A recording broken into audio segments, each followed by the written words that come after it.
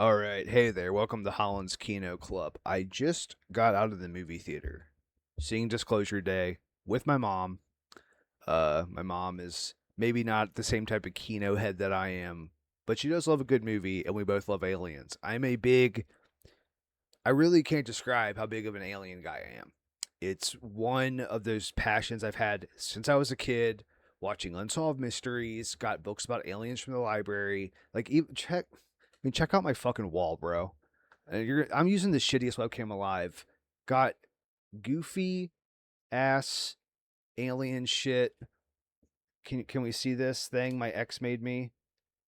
Like dude, I love aliens. I love them. It's my shit. And we all know that Spielberg's tapped in to UFO stuff. That's just well known, one of his pet projects. Most likely knows a bit more than he would ever admit to. Probably because if he admitted to knowing more, he'd get killed by somebody or something. That being said, how do I phrase this? It's a fun movie. It's Hollywood. It's movie magic. It has an amazing cast. Colin Firth is the bad guy. Loved it. Emily Blunt. Whew. Humana. God damn. Don't know the name of the actor that played the leaker guy, but the movie starts off immediately with action, which I appreciate. There's no lollygagging in this film. The action sequences are a lot of fun. A few good, really good chase sequences. Throughout the movie, there's UFO stuff peppered throughout. That as a goofy UFO guy like me, that I love. But there's also things where it's like, of course, this is a monoculture film. This is a movie meant not just for the UFO heads, but for a larger audience. So you can't really get to the true core of like the UFO phenomenon, which is weirder than just they're beings from another planet coming here. They might be good. That stuff's fucking to me. That stuff's fucking stupid. I don't. If you're into if you're into UFO shit, the whole notion that they're coming from another planet it's outdated. It's part of like a nuts and bolts view of ufology, UFOlogy. I always say ufology. I probably shouldn't. It just rolls off the tongue like butter compared to UFOlogy. That being so bear with me if you think that sounds weird. Just let me talk my shit. Let me cook for a second. There's stuff in this movie that's clearly there, that's maybe even known within the wider context of ufology, that maybe sometimes even I have no AC in my apartment. My windows are open. You're going to be hearing a lot of background noise. So there's going to probably be massive spoilers. Like I said, just getting the movie stuff out of the way. It's a very competent conspiracy thriller with a great cast.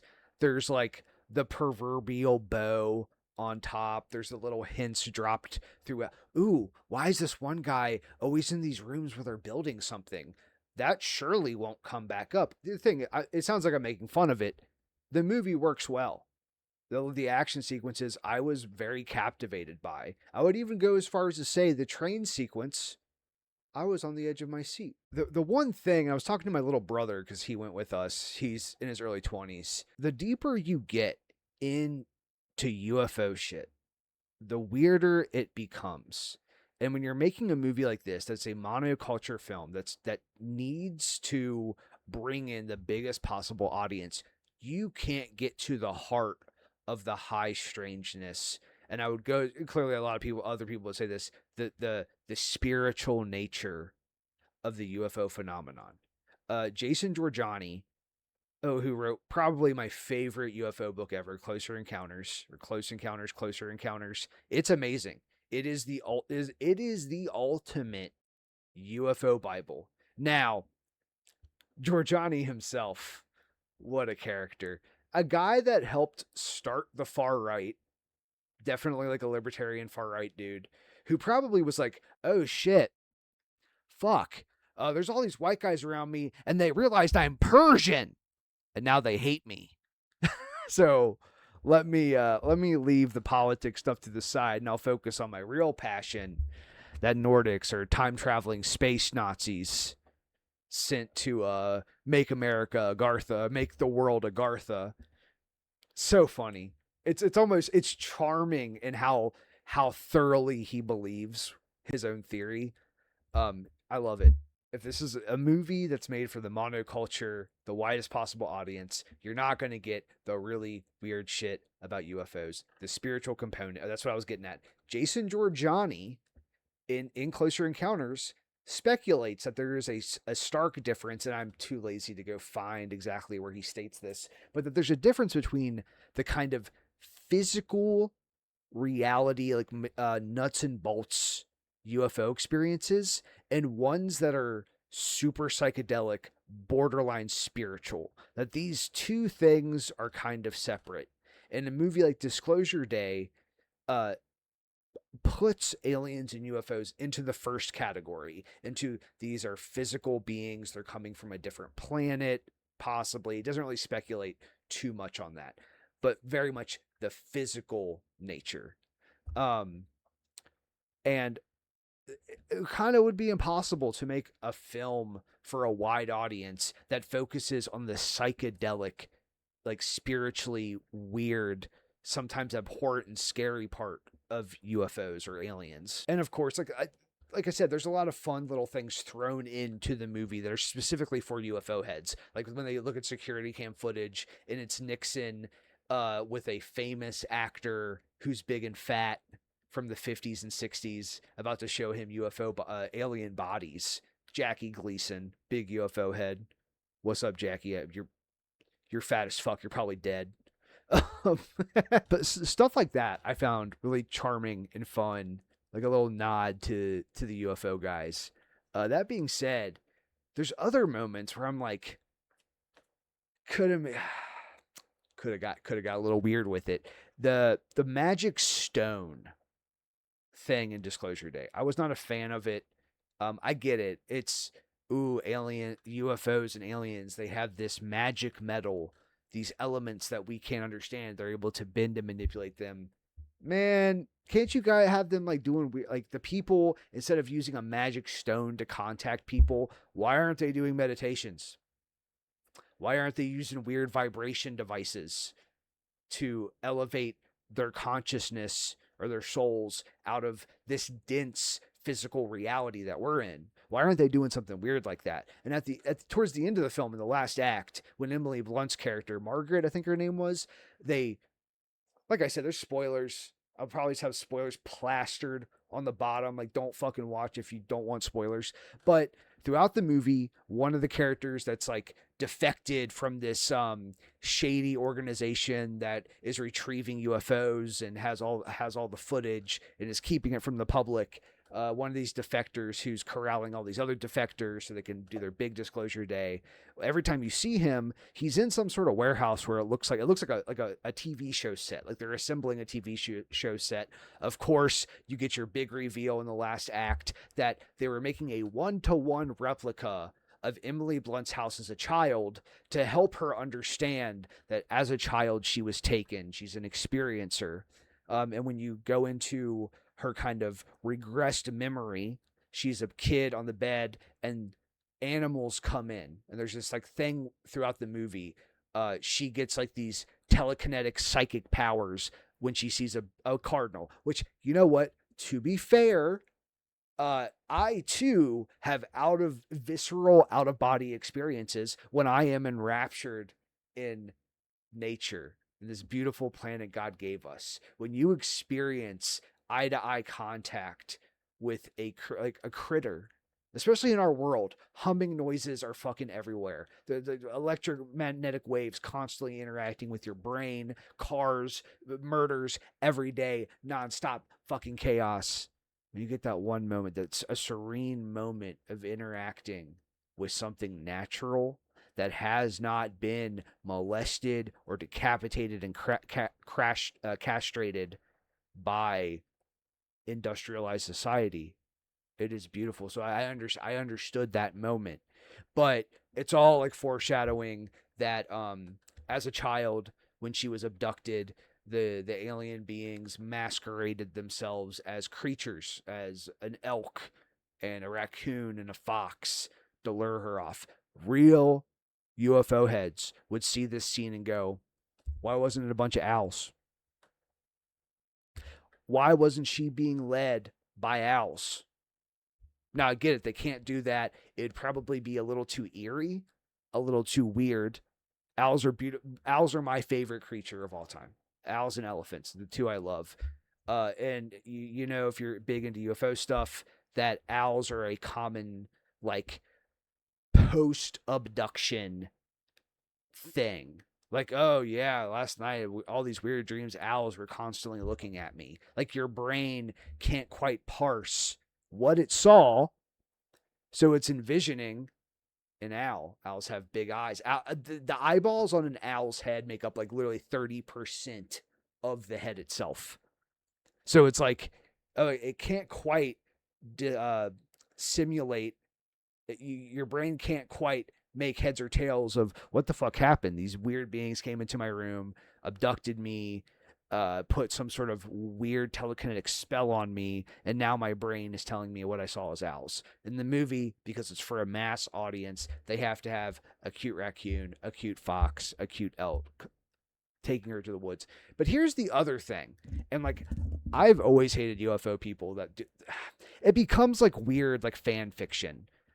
The Greys and the Nordics are at war, and the Greys are actually evil, and the Nordics are good. Oh no, the Nordics are actually time-traveling space Nazis, and they're bad, and they're at war, and there's mantis aliens, and there's also other types of weird beings. Like this stuff, it's like, I love it because it's globalized myth-making, but how are we to know the machinations of something that could materialize in front of you and then dematerialize out of existence?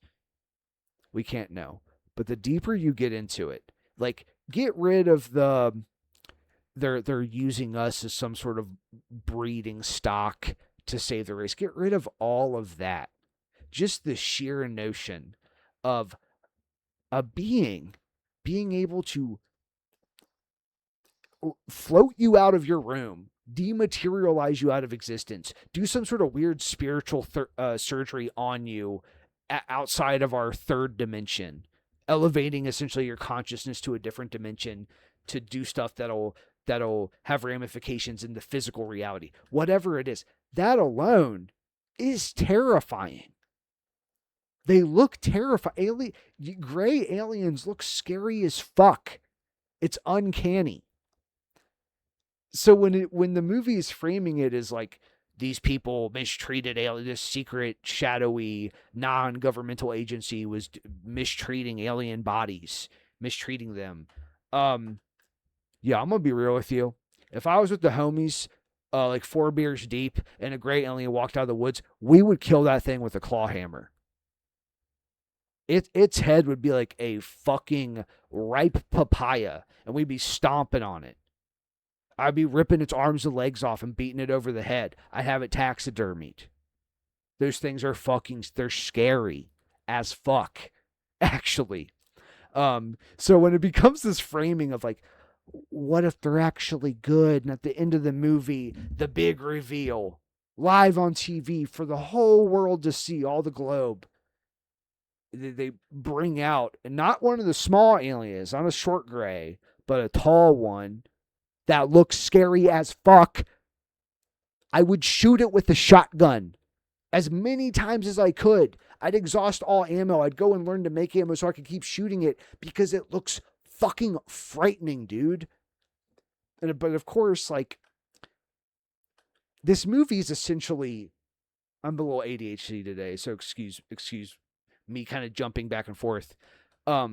This movie's literally just Watchmen. In a weird way. It is. I don't buy into the whole. It's predictive programming. They're gonna release everything, and they want you to like.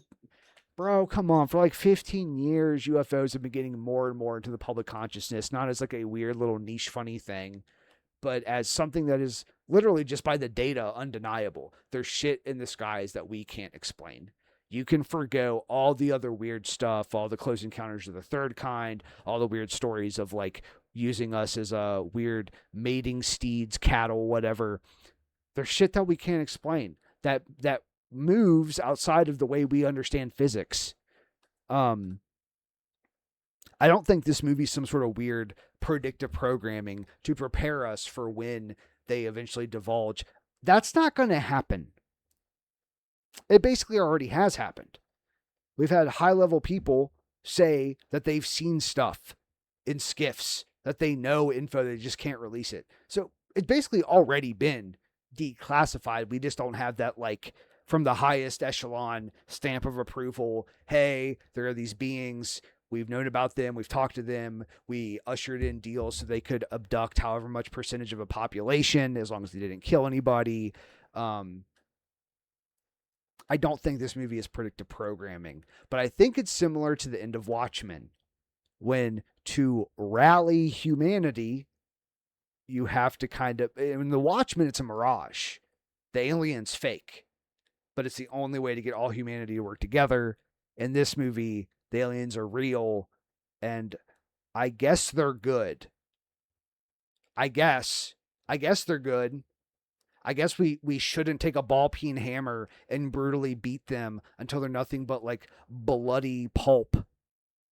Um, I That's where I kind of get this. I think what I was saying earlier. My apologies. Drank too much coffee. Brain's a little frazzled. But what I was saying earlier, with the deeper you get into UFO shit, whatever these things are, I don't buy the whole they're evil, they're demons, they have whatever it is, they don't clearly experience um emotion. They're not human. If they are human, if it's like the whole theory, they're humans from the future, so far into the future. Even if they are, they're not the human we are now, and they don't uh experience emotions or experience life, reality, the way a human does. So to act like they're imbued with some sort of like holy goodness, they exist in some other like moral conundrum that we can't quite understand because they can't live our experience, essentially. And I get it. We've had countless movies over decades where aliens are invading and they're bad, and that can get old and boring, like snooze fest. Let's be real. There's a lot more you could do with aliens, but because so much of the movie is spent with them on the run from this shady shady Wardex company, we're just told that the aliens are good. But do you know how scary it is to a human to be potentially abducted by something you can't understand and just be told, no, it's for your own good? Actually, you slave, you piglet, your cattle, so they can surf your ocular nerve into your mind to hijack it, so they can what? What are they doing? Why are they abducting us? And this is, if you got this far, here's the real shit. Strange Harvest by Linda Moulton Howe. There's a story in there where she's talking about cattle mutilations in that book. Amazing book. Like I said, you can read it as just fiction if you want. It is. She was a real journalist, well researched, very very fun read. You can easily find a PDF online. But there is a story in there about a little girl, a younger adolescent, maybe teenager, getting abducted. And I'm pretty sure in the story, at the same time, a young calf is being abducted, and the aliens kill it. And she's like in the alien craft on the table, all the typical UFO shit you'd come to expect. But she asks them, why are you doing it? Like, she's clearly freaking the fuck out because they're killing like a younger a cow on her farm. And they say, we have to do these tests because what you guys do essentially to your soil, to your food supply, to your water, whatever, doesn't just affect you, it affects us as well. Why? Why does it affect them as well? That line is stuck with me forever. I can't even remember how I got to this point. Anyways, yeah, I think it was a fun, conspiracy thriller that you could watch with your mom and have a good time because it has good action, has great cast. It has some legitimately fun moments of writing. It doesn't have all the same problems that modern movies have where the color looks kind of like washed out and bad and shitty. It is a big Hollywood blockbuster monoculture film. But if you're a UFO head, watch it as a movie and nothing else. And nothing else.